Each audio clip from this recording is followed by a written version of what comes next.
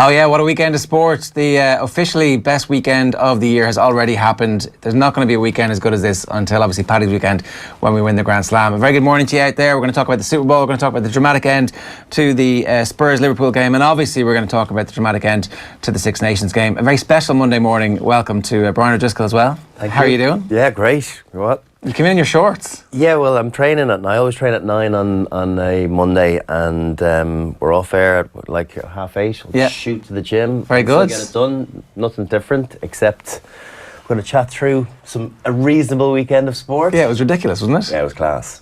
Absolutely class. It was rare. I got to watch. It's the one game that I wasn't doing any TV for, so I got to watch it at home.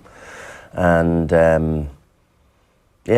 it's funny how it wasn't a particularly good game, but how the last 2.5 minutes of a game can completely change the outlook of the whole country, of the entire season. And the whole season. Yeah, like it impact. That's how big an impact it was, and we'll look back in time to see how monumental that moment was. Fingers crossed.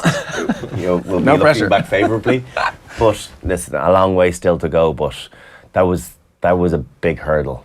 And to do it in the fashion that they did it at the end is like that inspires confidence for the rest of the tournament as well. Whatever about when you're off colour and then it's going against you, and then you're still able to dig it out and have 41 phases and knock a field goal over from 42 metres is class. The celebrations as well. Conor Murray was like, "Oh, I'm sure we'll get given out to for the soccer style celebrations." I don't think anybody's going to give out to them. It was like delighted. It was also like it was pretty contained from Johnny. You know, as you'd imagine. You know, I was texting him afterwards, and he said he actually went running to the big screen to try and get a better sense of it.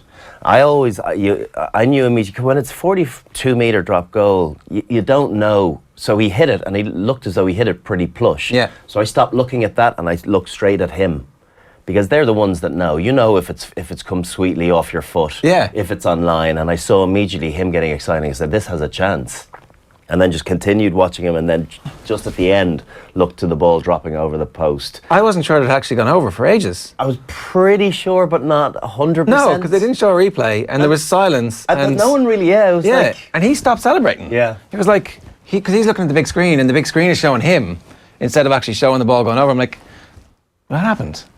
But we won. I think there was just that weird moment where Johnny Sexton realised what he had just done.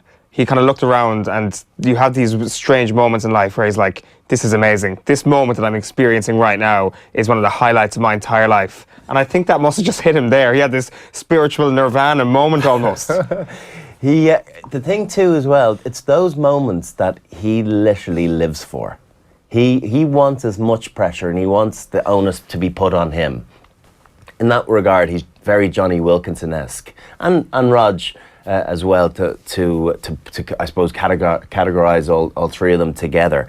They want to be able to excel in the most horrific of pressurized situations. That's their game. That's why they've done all that practice, and lots of players will shy away from that ultimately, and you've seen it different times. I think a really good example of it was Wales in 2011 World Cup against France. They gave themselves an opportunity to have a drop goal, and they never pulled the trigger. I think what you have to do is, if you get yourself within hunting distance of an opportunity, you've got to fire one shot. It mightn't be the best shot. If he scuffed that or it doesn't make it to the 22, at least he's had a go. Yeah. But there's nothing worse than if they played another 5 phases and on that 5th phase, just when they thought they were teeing themselves up, someone dropped the ball, because they were playing for 3.5 minutes as well. They were exhausted. So you have to be able to give yourself a chance, an outside chance, which it was, of firing that shot. It emerged, I was just reading the papers today, that Joey Carby had been warmed up. Sexton had been stretching his leg. The physio had been out to have a word with him, and he was like, no, I'm okay, I'm going to stick it out. So, I mean, there was a bunch of reasons why it might not have happened. Primarily when they're throwing it back to him, I'm thinking, he's miles out here.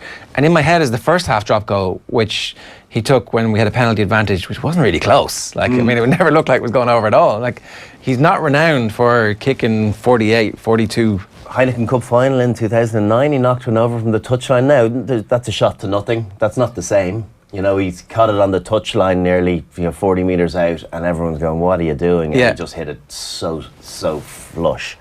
Were you guys going, what are you doing when you kicked I it? did it yesterday or on Saturday. in Yeah, I online. did. I was like, you're mad. You've got to get closer.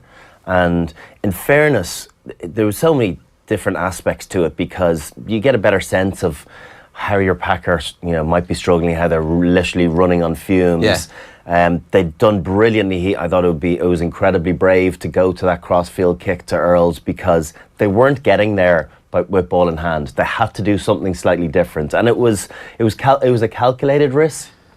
A silly risk would have been a chip over the top, whereas a kick pass to Earlsy on the touchline coming in aggressively the way he did, I thought was so brave, but it was totally necessary to make. That must have made almost 25 yards, whereas you could play another 15 phases and not get that. Yeah. So they had to change the impetus in some way to also give the forwards a little bit of a break. You have to remember, they're just going around the corner, getting up on their feet and working hard.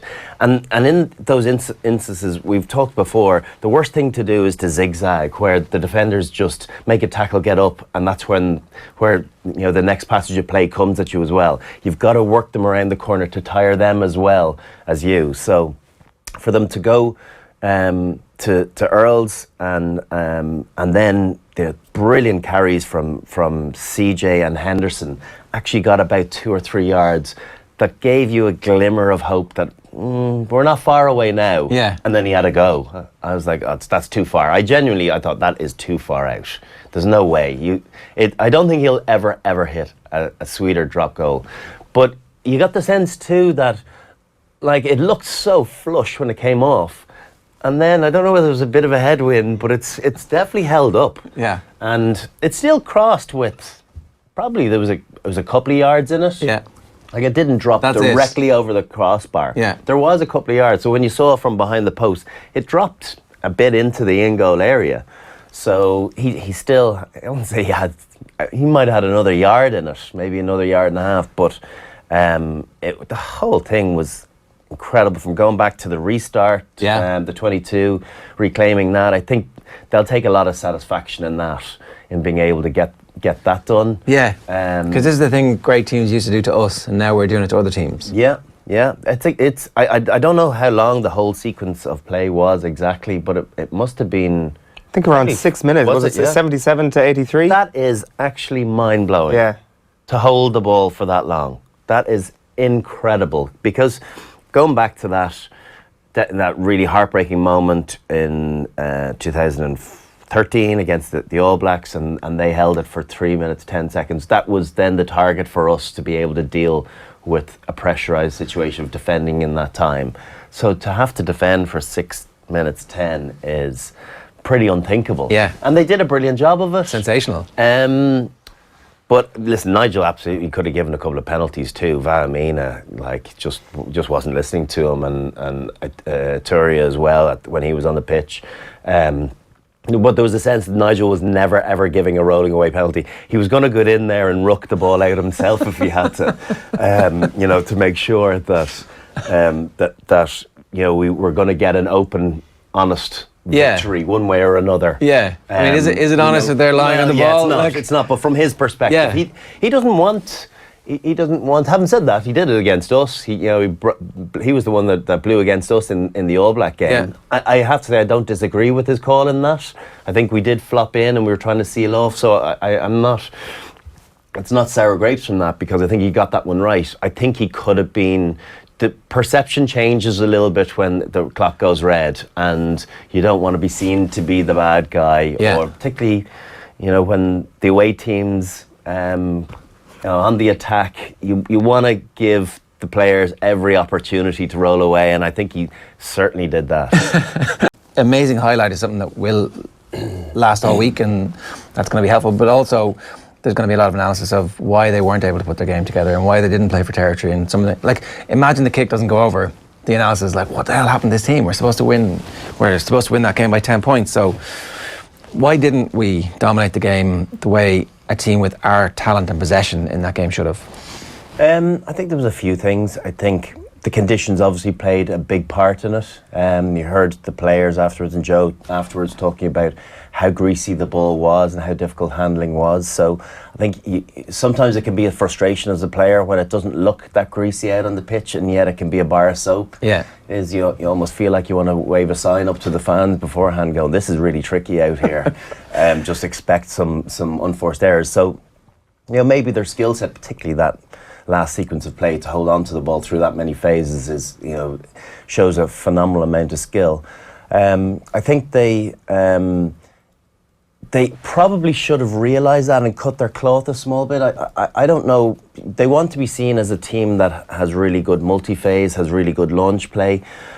They're known for good kick contests, but I thought they got an awful lot of success from that in the first half an hour, 40 minutes. France's backfield wasn't particularly effective. They caught very few clean balls. I don't know why they didn't go to that a little bit more. When it's not going for you, when the conditions are difficult, you've got to break away from how you thought, how you trained during the week, and sometimes have that adaptability to try and eke out more of those 50-50s, play a little bit more territory. Even their exit plays are so good now, where off a scrum or a line out, they'll break into midfield, they'll go again, and Johnny will put a Gary Owen up on the halfway line, a calculated one where enough distance to get you out of your 22, but also the opportunity of getting it back. And I think they continue to have good success.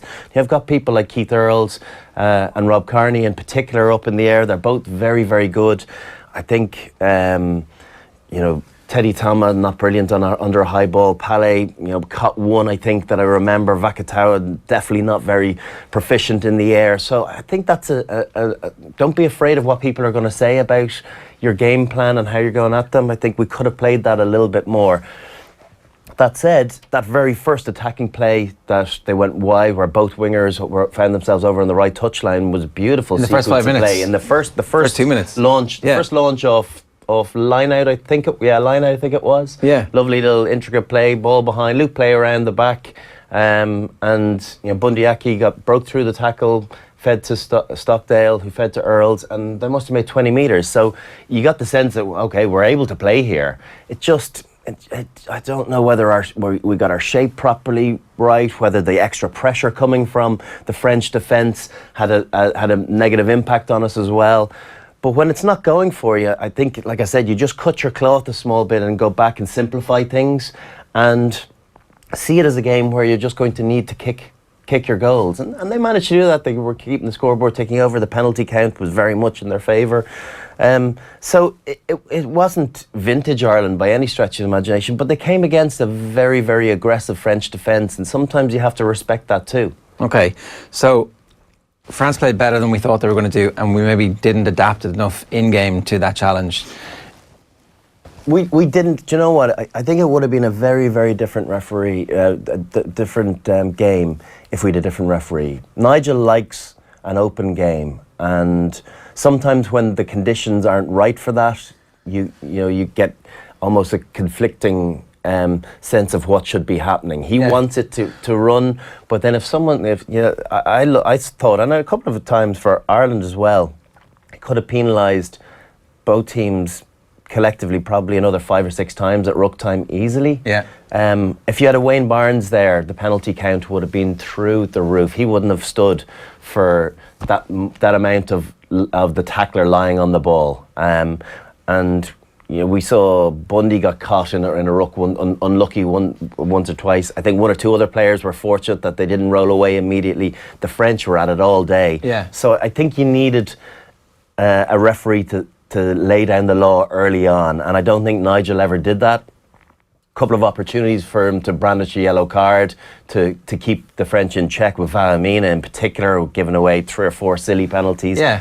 So I think that had a big impact. I'm a big fan of Nigel Owens, and I think he had an off day, and as a result, he has a big impact on the fluidity of the game, and he just let it become an absolute scrap at ruck time, and you can't get any momentum, you can't get into the game through your multi-phase if you have super slow ruck ball, because numbers are back on their feet, line speed is very aggressive, and the knock-on effect is big numbers against similar numbers, and then it becomes very attritional.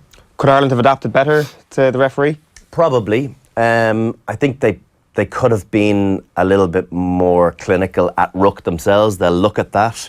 They pride themselves on being proficient at ruck time with a couple of players and maybe a third. So they're big on this, identifying a left side barrel, a right side barrel, clean out those two rucks. So as you're coming to it, you should know which side of the ruck you're going to hit. Let's not have two players going down the right side or two players down the left. 1-on-1, and then a third player behind as security in case they need to clean anything else up. We've been so good at that over the last number of years. That's not a new thing. I just don't think we were quite as proficient with it. And maybe there's an aspect as well with the ball carrier. In some instances I thought James Ryan was very good. His fight on the ground and ball presentation was excellent. But I think lots of players got held up, and French players were wrapping their arms in the bottoms of rucks, and unless you get a referee penalising that early on, they're going to do it all day long. So I'd be really interested. I'd love to see the match referee report and talk to Nigel to see how he evaluated his own performance, because on the whole, he is the world's best referee, I think. Being pushed hard by one or two others now, but he's it wasn't a day to remember for him. Any sense of change required to, people are calling for Larmour basically. Teddy Thomas does that thing, and we don't have any player in the team who can do that. The one guy in our squad isn't actually in the matchday squad who might be able to do that. I found it quite interesting that Stockdale got subbed off almost immediately after that Teddy Thomas try. Yeah. So that was a bit of a knee-jerk reaction from Joe, sending Fergus McFadden on.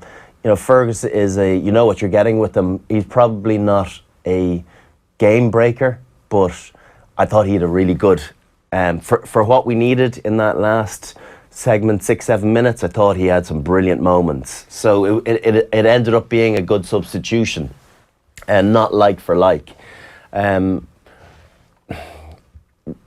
Joe will be able to separate what happened in the last 6-7 minutes from the previous aspects of the performance, and he will be disappointed. And it's, in many ways, it's a dream scenario for a coach when you've been really below par, and then you still manage to get a win away to France, and your hopes are still alive. That is a nice place to be, because the elation and everything that came with in the aftermath of the game, and how everyone's lauding Johnny and everything, they will be brought down to earth this morning with an absolute bang. And Joe will have pulled apart that video yesterday, and he'll have shown very few. He'll probably show them how proud he is of that segment, but not a whole lot else. That'll be the start, and then there'll be like 25 minutes of this. Of pulling apart.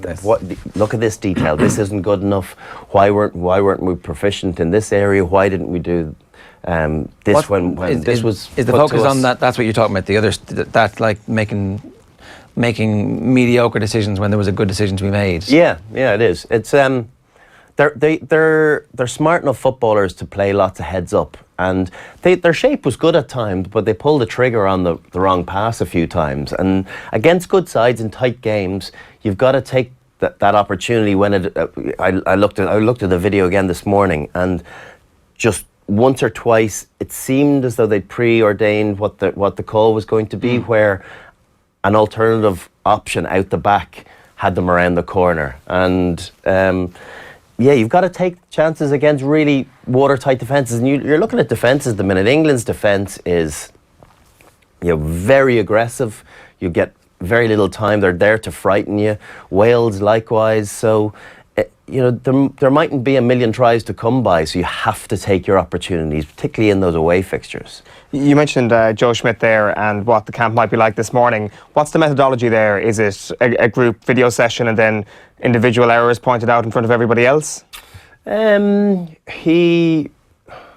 It'll be a group session first. Not necessarily individual errors, but this is where we can improve. This is why we're only operating at 60% of our performance level, and he'll pick out.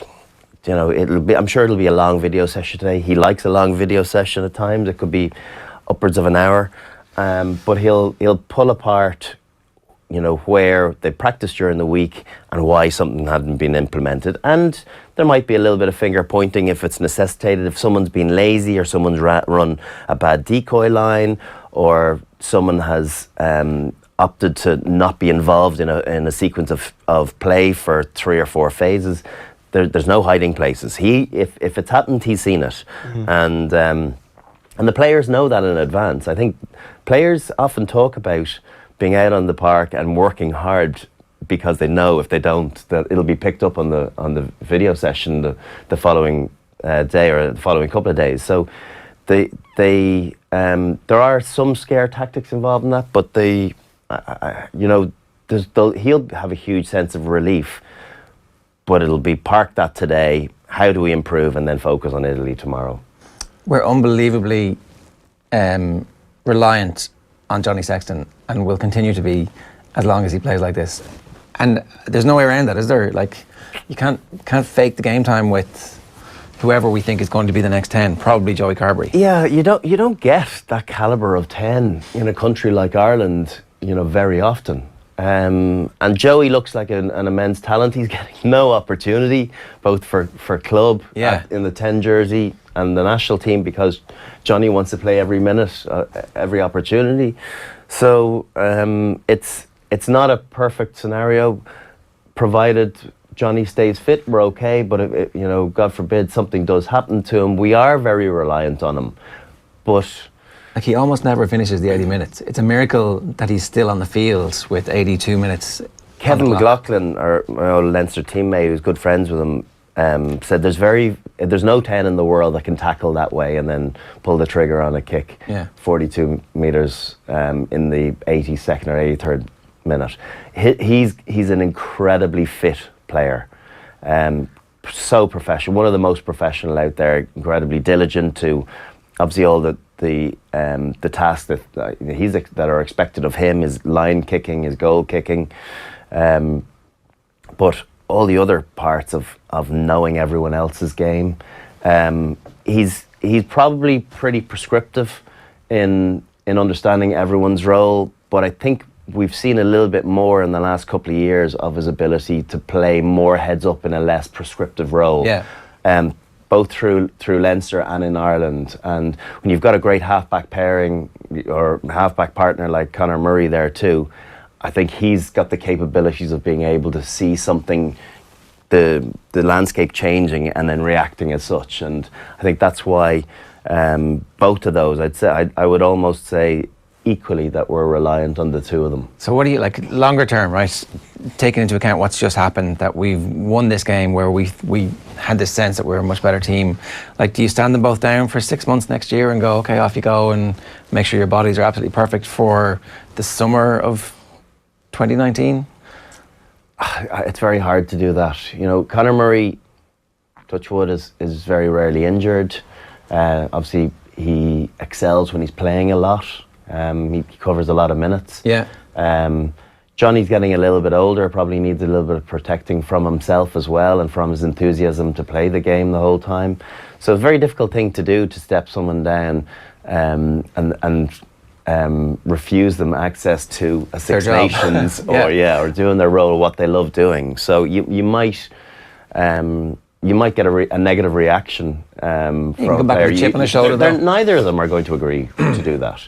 If anything, maybe next November there's a chance to not play them as much. Maybe they'll definitely look at some other options in Australia during the summer. Undoubtedly, Joey Carberry has to get game time there. It's not about going and winning a series there. That's about getting players game time that are going to be involved in Japan in 2019. So an opportunity to pick up both, because they'll fancy themselves a good chance of winning a series in Australia, but you have to get game time to some of those new kids that are breaking onto the scene, but players like Joey Carberry, like Kieran Marmion, like Luke McGrath, they have to get more game time and get comfortable in a pressurised environment. Because that environment, like, only the players in the field know what that environment was really like. You can watch it and go, I wish I was part of that, but you can't fake that experience. No, you can't. And they're not thinking a whole lot. Like, we can pull it apart all you like, but they're just thinking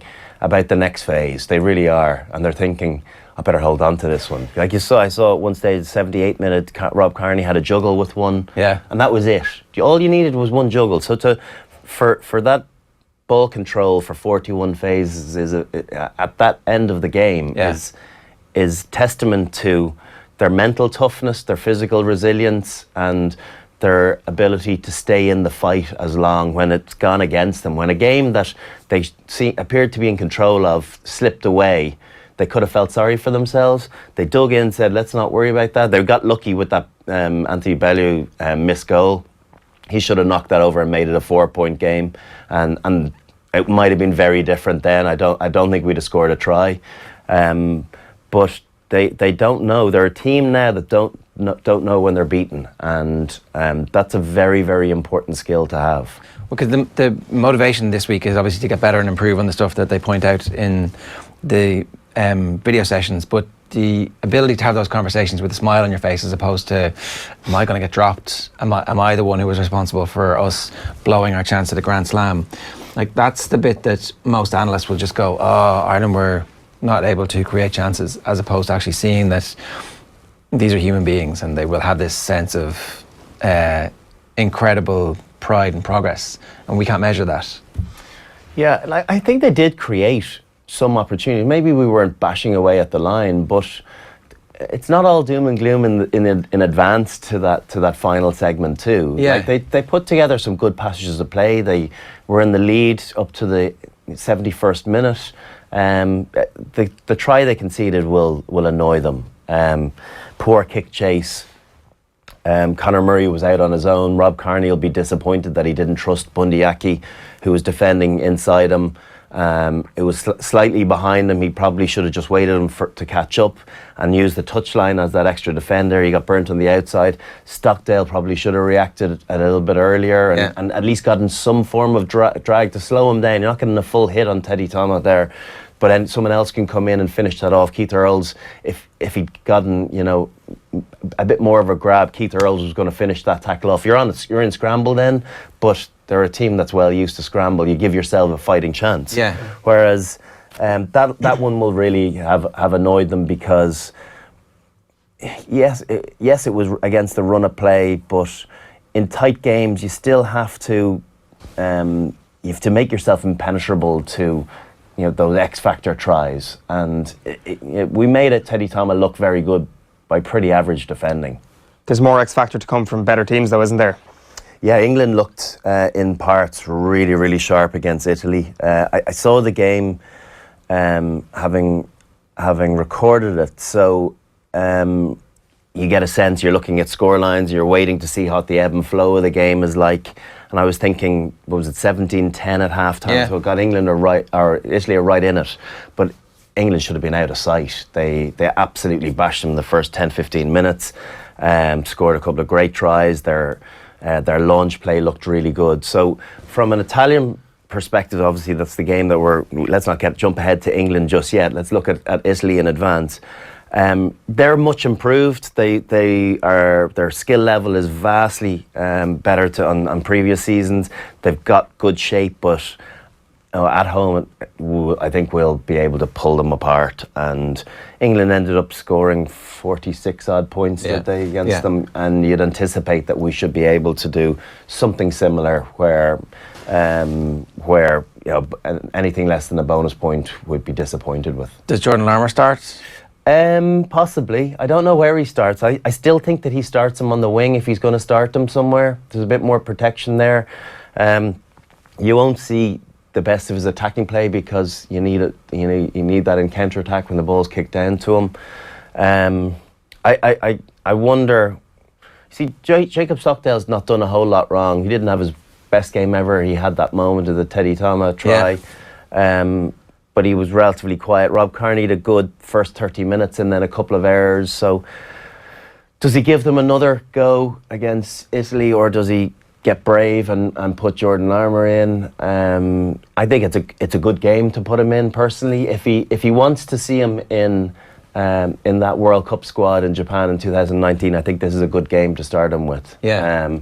Because there's a protection to this. If we're not beating Italy, reasonably comfortably at home, with this caliber of team now, we got to look at ourselves, or what are we going to do in a World Cup? So I think it's a good chance to play Jordan now. People are getting in touch as well on Twitter by asking about the HIAs, and so I'm kind of conflicted by this. Right, it looks like these are issues with knees, and yet the HIA ends up getting called. That's an injury replacement. No HIA was what you tweeted in the middle of the game. At some point, does rugby have to be overcautious, or is this just? But that was clearly someone gaming. What happened was we saw the aftermath in real time. Saw his knee buckling, thought that's a knee injury. He held his head because he was in pain. So therefore, you have to go back and look at the video analysis of whether it's a HIA or not. Yeah. No impact whatsoever to the head. Nothing. Conor Murray tackled. Who's it? Dupont. Tackles him, he hits the ground, there's no impact of the head on the ground, and you see the anguish is to do with his knee injury. When you know it's a serious knee injury as well, you're going to grimace, and you're going to be very frustrated. That's an immediate, grabbing your head is an immediate reaction to disappointment and disillusionment about just being on the park, and now you're going to have to go off. So I thought it was pretty disgraceful that I don't know whose decision it was. I get that it's not Nigel's issue, because he has to put the onus on the French doctor, and for them to go, oh yeah, it's a HIA. He was given a few chances by Nigel as well. Are you sure? He kept asking him because he questioned it himself. He knew, and Johnny Sexton came in and questioned it also, and rightly so. He could clearly see that Machenaud shouldn't be able to come back on the park. So for Nigel, I get it that he's got to leave it across to the medics, but there's something not right there. It's not the first time it's happened. We had a very, very similar scenario against Wales at the end of last year, Six Nations, with scrummaging, and World Rugby, in my opinion, need to have a serious look at this one. What could the solution be for something like this? I think an independent doctor watching video footage. They're saying it is an independent doctor. But I don't think that decision's come from. I'd be interested to know. The French afterwards were asked about it, and they're like, "Oh, it's nothing to do with us. It's an independent doctor." But if that is the case, that's an awful decision from an independent doctor. I get that we have to weigh on the side of caution, but that is clearly a manipulation of the rules. And it could have had a significant impact if they'd let the Machenaud kicker kick. Yeah. If he'd come on and kicked it, which he had been kicking. Yeah. So, and he was obviously cold for the last 5 minutes, so Bellew coming on, okay, warm. But if he had a bit more bolshiness about him, going, I'm going to take this kick, because I'm in the team. But even having the organisation of a scrum half, of a proper scrum half in that last sequence of defence, it's not just worry about the kick, to be able to point people into the right places. Scrum halves have an innate ability to be able to plug the line. Good defensive scrum halves. We've got two of them in Conor Murray and McGrath that read where they're needed very well. And Machenaud, I thought, actually had quite a good game. Would have that understanding where he needed to plug. Also, in that circumstance, he needed to stay in the chip line. All France needed to do was have one in the backfield with him in the chip line. They were able to play the wingers quite high because the risk of kicking long was pointless. Yeah. So the only thing they could do was play kick contest. That's why Vakatawa was playing up quite high, rather than coming running onto the ball like Earls did, because the threat was with running.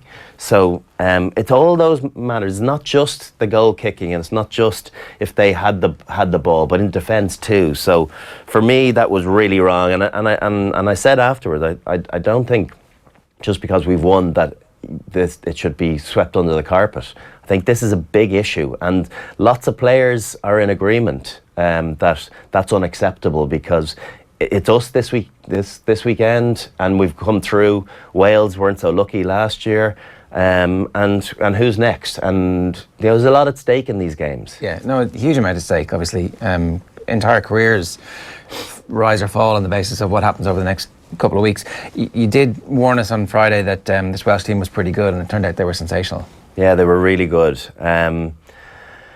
Joe, the Scarlets are so confident at the moment, and there's 10 of them in that starting lineup, and you can see they're brimming with confidence right now. They look very fit. I think they ran the legs off Scotland. Scotland looked overconfident. You know, this loose game that they're trying to be renowned for. And Gregor Townsend's had some real success with Glasgow with them, and obviously the success with them in beating Australia twice in the first 6 months of his tenure. So let's not get away from the fact that it's been good to them. But I thought their defence was very disjointed at times. They looked rattled. Their forwards looked absolutely exhausted after about 25 minutes. Yeah. They were out on their feet. I was just watching them trying to get around the corner. Johnny Gray looked really fatigued. Finn Russell had a real off day. Complete opposite of last year's start of the tournament as well. Yeah. And the big question for Scotland for a long time has been, can you do it away from Murrayfield? And on that showing, no, not a whole lot's changed. They're going to have to either come to Ireland. I don't know if they have 3 at home or 2 away or vice versa, but they're obviously definitely coming to Ireland.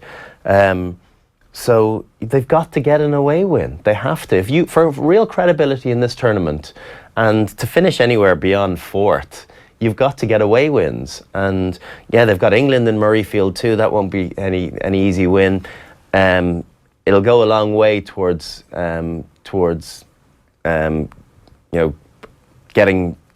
everyone back on side if they go and beat England. But ultimately, going away from home and getting absolutely trounced in your first game when so much is expected of you, it's not easy to take. That Welsh confidence as well, that kind of we've seen them with teams that didn't have the whole weight of expectation on them. They come from nowhere in some respects, and this isn't a team come from nowhere, but it is like if you had that starting 15 given to you 6 months, a year ago, you would have said, wow, who are these guys compared to who you would expect to be playing for them, with shorn of so many lines. Like, you've just seen them just emerge and go, no, we're Wales, we can do this, we can run in tries against everybody. And everyone thought Gats was nuts, saying we're going to win the championship, and on that basis they've got to be proper contenders. Yeah, because they have to be a bit fortunate not picking up any more injuries. They're playing a lot of those guys. So you look at that back row, Navidi, in ahead of Tipuric, Moriarty at 8, and instead of Falatau, and Shingler at 6, who has been brilliant for Scarlets, but is he an international 6? They were top quality, all 3 of them, and they're playing with a loose as Alan Wynne Jones had a brilliant game, I thought.